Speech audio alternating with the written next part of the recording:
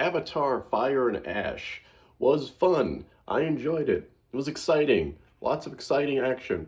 That being said, if you did not enjoy the first two Avatar movies, you're gonna hate this movie. If you hated the first two movies, you will hate this one. So you should definitely not go see this one if you didn't like the first two. Now, for everybody else, like me, who actually enjoyed the first two movies. I don't think they're perfect by any stretch. I don't think they're perfect. I think the original Avatar was cliche as hell. I was a big defender of it when it first came out, and as years have passed, I have seen the criticism. I've seen where the cynics are coming from with it. Like, yes, it's super cliche. It is just like, the whole like environmental message is it's a little blunt. The whole human Navi alcohol. The whole human Navi conflict is a little one-sided. Um, yeah, I can understand the criticisms. And then the second one came out, Way of Water. I was disappointed with that sequel. I thought it didn't have enough meat on its bones. There were some interesting seeds planted in that movie, some interesting things that I liked, especially with the villain Quaritch. I liked that angle, him having a being like a Navi clone of his former self was kind of cool. I liked that. I liked the dynamics with him and his son. I liked the weird stuff going on with that Navi kid Kiri, and like some of the stuff at the very end of that movie that was kind of like foreshadowing possible dark shit to come with like Neytiri and like how enraged she was at losing her son.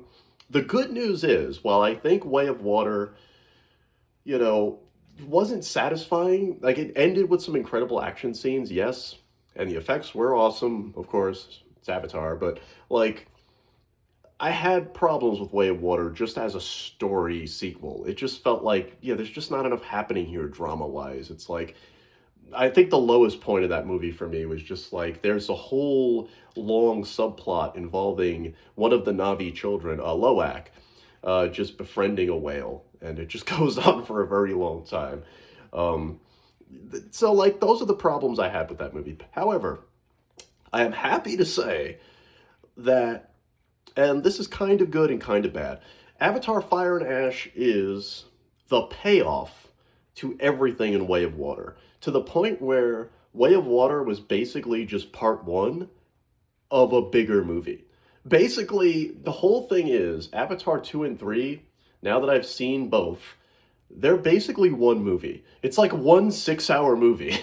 All the things that happened in Way of Water that felt like, oh, that didn't really go anywhere, or why are these Water Tribe people kind of underdeveloped, and why is this so like lacking payoff, aside from the big action climax at the end of Way of Water? Well, the answer is we get all the payoff in Fire and Ash. All of it. Like, everything that was set up in Way of Water is paid off in this movie. It is the big action payoff. And I really enjoyed it for that. Like, the internal conflicts going on with Neytiri after losing her son, the anger and hatred she has for humans after that, more than ever, because she already lost her father to humans in the first movie, but now, like, she lost a son, and she's really fuming and really pissed, and, like, some of the internal, like, family conflict that starts to happen in the Jake Sully's family is really kind of gripping in this movie. I feel like that's what we were kind of missing from the second film, and it's because all of that is set up in this one. There's more going on with Quaritch. There's more going on with Quaritch and his son.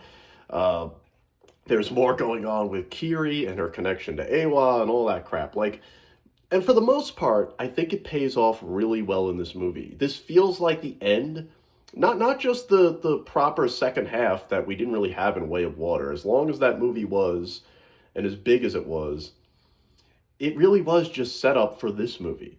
And if you look at it even further back, this feels like the conclusion to the whole Avatar series. This feels like the end of a trilogy, which is not something I was expecting, really, because we were supposed to get a 4 and 5, So I kept thinking, oh, this is going to be like, another chapter, but it's not going to be this big culminating thing. And honestly, it feels like the end of the Avatar franchise. Like, yeah, there's definitely stuff in this franchise at this point where like they could continue. And I know if this one makes enough money, James Cameron has said like I will bring back uh that we will work to make 4 and 5. He still wants to make 4 and 5, but he also is kind of itching to move on and do other things. And he said he'll only make 4 and 5 if this one does well enough, which has been the case with Way of Water as well.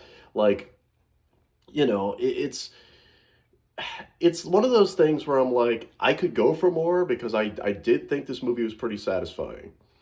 Again, maybe not perfect, but a lot of satisfying closure in this movie. Um, I could go for a fourth one and a fifth one because maybe they can go in really interesting directions. I trust Cameron to take it in an even bigger direction. And according to him, 4 and 5 would be connected in the same way that Way of Water and Fire and Ash are connected. So it's like, okay, if there's one more big, crazy long, interesting story to tell in this universe that ties everything together, then maybe it'll be cool. But I would be fine if this was the last movie. If this was it for Avatar, I kind of would be okay with that. Not only because I also would like to see James Cameron move on to other stuff,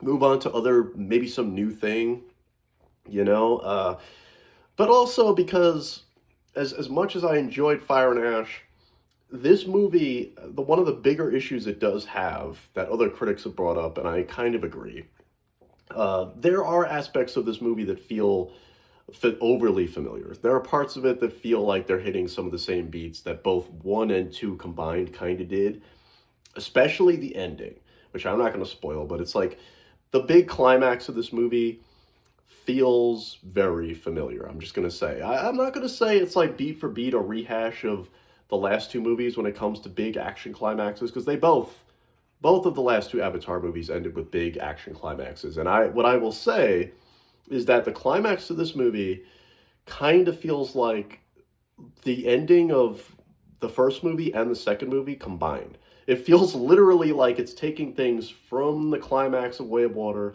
and the climax of the first movie and combining them. And it is a cool climax. I mean, the action is incredible. Yeah, it does hit some of the same beats, and there's some deja vu in parts of this movie that are like, pushing it a little bit there, Cameron. There's some overly familiar shit happening here. But still, it's great shit. Like, the action is great, and it really feels earned when we get to the climax of this movie. These characters, I don't think I've ever rooted for the Na'vi more against the humans than with this movie. And I've always found the whole Na'vi human conflict in this series to be I'm very mixed on it. I've always been very torn on it. I always felt like the humans were a little too two-dimensional, a little too evil, or a little too easy to hate. And the Na'vi were maybe a little too easy to love, maybe a little too easy to like and root for, because when you think about it, they do have like this paradise they're living on, and it is, but to be fair, I think Fire and Ash does do a lot to push that needle further for me, where it's like, push it back in a way where it's like, you know what? The Na'vi can be pretty flawed as well. And that is helped somewhat by the Fire clan in this movie that has been so advertised, of Varang, the Fire Na'vi, who is basically like a cult leader, is a really cool fucking character. Like, she steals the show in this movie when she's around. I do think the way her character is concluded in this story feels a little anticlimactic. I mean, I like it. I do like how she finally gets what she deserves by the end of the movie. But even though it's a cool scene, I feel like she just kind of peters out of the movie. She just kind of vanishes out of the movie in a way that's not super satisfying for a character who gets set up in a really cool way. Like, her clan and her whole backstory, her major scene with the main villain, Quaritch, is really done well. Like, when they team up in this movie, because they do team up, light spoiler, but they do team up, and it's really fucking cool. I'm not gonna lie. It's a cool dynamic. Quaritch, by the way, is still a great villain as well, and he gets a lot of screen time in this movie, and even so, like, just a hint of depth. I still would have liked maybe just a little more of that, but he's still mostly an evil bastard. You mostly hate him, but he does get a little glimpses of, like, I don't want to say sympathy, but he's not sympathetic necessarily, but you get little glimpses of, like, oh, he still loves his son. That human kid Spider, he still loves him, and he still, like, doesn't want anything to happen to him. And I like that we get a little more of that, especially since that kid saved his life at the end of the second movie. All of that's handled really well. Neytiri and her anger and growing resentment for humans and how that's tackled is handled really well because she goes down some dark feelings and emotions.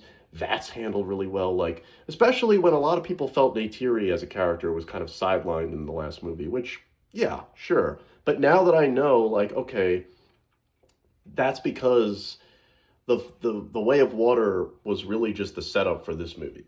It's just the first half of a bigger story, and she does get plenty of payoff in this movie as a character. She gets plenty of further development and struggles. The adversity all these characters face in this movie is good. It's, like, really good. And it definitely adds a lot more, like, depth to the Navi side than I was expecting. We finally get a little more of that, you know what I mean? Especially since, again, some of the villains this time are Navi. You know, this Fire Clan are just fucked up Navi. They're just messed up Navi. They're just a bad clan. And their backstory's cool, and all that's cool. Again, I wish Varang had a little more impact towards the movie's conclusion, because she does kind of, and I've heard this criticism too, she kind of becomes a little bit of a secondary character by the end. More of just a side villain to Quaritch, which, she probably deserved a little more, maybe. I don't know. I still think her presence in the movie is good, and it really does elevate the story in some interesting ways at peak moments. But, I mean, overall, I really like this movie. I think it was pretty entertaining and pretty exciting, as long as it was. Again, another big 3-hour Avatar movie. But whereas Way of Water did feel a little too long for me, and I kept wanting more story depth, I felt like it was just a whole lot of interesting little bits, little setups that didn't really go anywhere in that movie. This really, like, all the payoff I wanted from Way of Water is in this movie. And, you know, you could make the argument, well, why couldn't he just condense both movies down into one really tight movie? I don't know, man. There's a lot of lore. There's a lot of characters. There's a lot happening. There's a lot being juggled. And again, it does pay off pretty well at the end of this movie. Like, the climax feels triumphant. It feels good. Even with all the dark internal stuff that happens between characters in this movie, it feels really good when you get to that ending. More so than Way of Water. Much more so. And more so than the first movie, I would even say. You know, for once, when the Na'vi finally fight back and really, you know, take it to the humans in this third movie, even though we've seen it before, this time it really felt like, get those motherfuckers, you know what I mean? Like, I felt I was really in their corner now.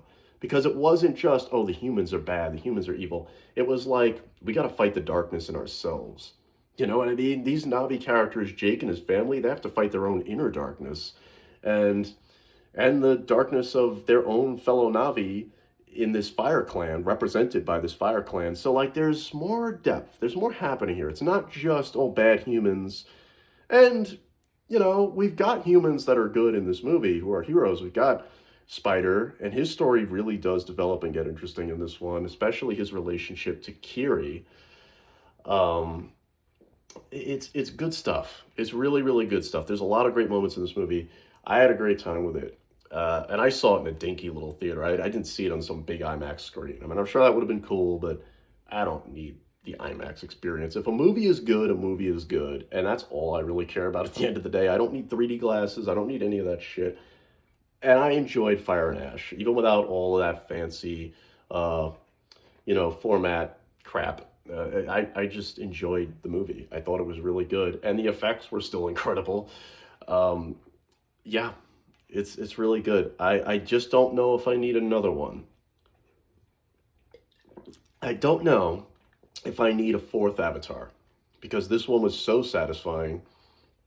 You know, I still think there are maybe some things about the whole Avatar universe and especially the human side of it, where it's like, you know, maybe it still feels like a little bit of a one-sided conflict. I do hope if we ever get to 4 and 5 that we really dig deeper into the human side of the conflict and maybe give them a little more depth, because overall, while there are still good humans that rally against what the RDA, the evil company, is doing to this planet or whatever, I still want to see more of that if we ever get to those other two sequels. But overall, this is a pretty enjoyable movie. I mean, as far as big, huge blockbusters go, big special effects movies go these days, this James Cameron still is one of the last, like, pretty awesome directors that can do this kind of thing and not make it feel like a waste of time. I don't know. That's me. I know Avatar, it's a love it or hate it affair for a lot of people, but this movie really kind of brought me back after the second one lost me a bit, and made me unsure about wanting any more. This one was like, okay, you know what? You brought me back in. This concluded the whole thing in a really satisfying way. And I'd be fine if we never got any more of them. But let me know what you guys think. What do you think of Avatar: Fire and Ash? Have you seen it yet? I got a Thursday night preview, so I don't know if anybody else has seen it yet. But let me know in the comments. I want to know your thoughts on not only this Avatar, the last two Avatars. And until next time, you get to burning and live for the passion.